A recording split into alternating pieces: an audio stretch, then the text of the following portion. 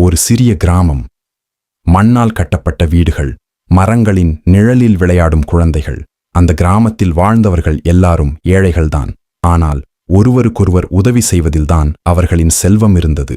அந்த கிராமத்தில் கவிதா என்ற இளம் பெண் தன் 2 குழந்தைகளுடன் ஒரு குடிசை வீட்டில் வாழ்ந்து வந்தாள். அவளுடைய கணவர் முருகன் தினக்கூலி வேலை செய்து வந்தார். கிடைக்கும் பணம் போதாது. சில நேரம் சாப்பாட்டுக்கே கஷ்டம். ஒரு நாள் இரவு குழந்தைகள் தூங்கிய பிறகு முருகன் கவிதாவிடம் மெதுவாக பேசினான். கவிதா, இங்க வேலை இல்ல, ஊர்ல எல்லாரும் கஷ்டப்படுறாங்க, நான் நகரத்துக்கு போய் வேலை தேடுறேன். அந்த வார்த்தை கேட்டதும் கவிதாவின் கண்களில் நீர்த்துளிகள் வந்தன. நீ போனா நாங்க என்ன பண்ணுவோம்? முருகன் அவள் கையை பிடித்து சொன்னான். நான் போய் வேலை கிடைத்தா நம்ம வாழ்க்கை மாறும். குழந்தைகளுக்கு நல்ல சாப்பாடு, நல்ல படிப்பு எல்லாம் தர முடியும். அடுத்த நாள் காலையில் ஒரு சிறிய பை மட்டும் எடுத்துக்கொண்டு முருகன் நகரத்துக்கு போனான். வீட்டுத் திண்ணையில் நின்று கவிதா அவனை பார்த்தபடியே நின்றாள்.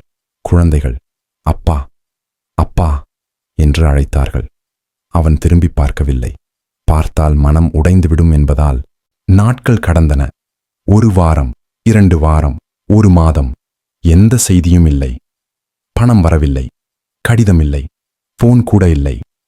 ஒரு நாள் கவிதாவின் குழந்தைகள் பசியில் அழுதார்கள். அம்மா, பசி. அந்த வார்த்தை அவள் மனதை குத்தியது. அவளிடம் சாப்பாடு இல்லை. கண்ணீரை மறைத்து குழந்தைகளை அணைத்துக் கொண்டாள். அந்த இரவு வீட்டின் மூலையில் அமர்ந்து தலை குனிந்து அழுதாள். என் வாழ்க்கை ஏன் இப்படி? என் பிள்ளைகள் ஏன் இப்படி கஷ்டப்படணும்? அந்த நேரத்தில் அவளுக்கு நினைவுக்கு வந்தது அந்த கிராமத்தில் இருந்த வள்ளியம்மாள்.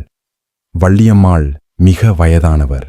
வெள்ளை முடி, சுருக்கங்களால் நிறைந்த முகம், ஆனால் கண்களில் அன்பும் அமைதியும்.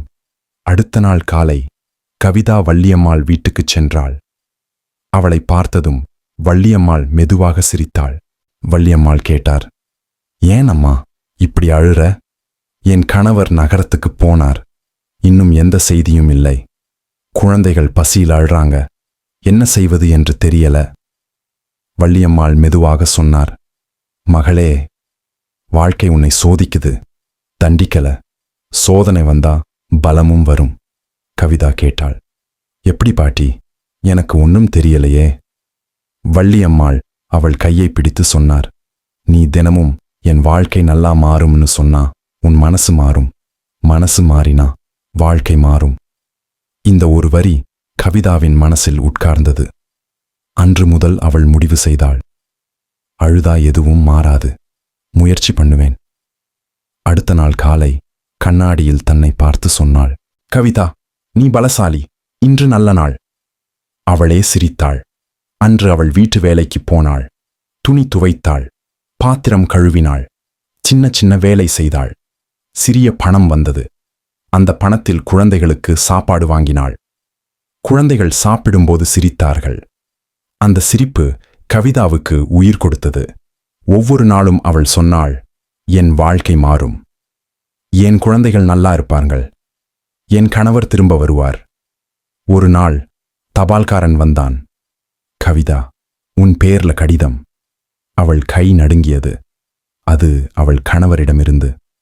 கவிதா, நிறைய கஷ்டப்பட்டேன். ஆனா வேலை கிடைச்சிருக்கு. சம்பளம் வரும். சீக்கிரம் வீட்டுக்கு வரேன். கவிதாவின் கண்களில் கண்ணீர். ஆனால் இந்த முறை அது மகிழ்ச்சியின் கண்ணீர். அவள் ஓடினாள். நேராக வள்ளியம்மாள் வீட்டுக்குச் சென்றாள்.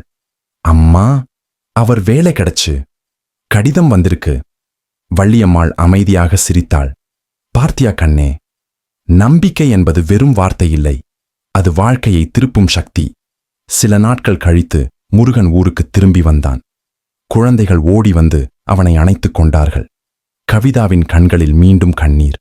ஆனால் இந்த முறை முழுக்க மகிழ்ச்சி. அந்த நாள் முதல் கவிதாவின் வாழ்க்கை மாறியது. அந்த கிராமத்திலிருந்த மற்றவர்களும் வள்ளியம்மாளிடம் வந்து ஆலோசனை கேட்டார்கள். அவள் எல்லோருக்கும் ஒரே பதில் சொன்னாள், நம்பிக்கையை கைவிடாதவனை வாழ்க்கை கைவிடாது.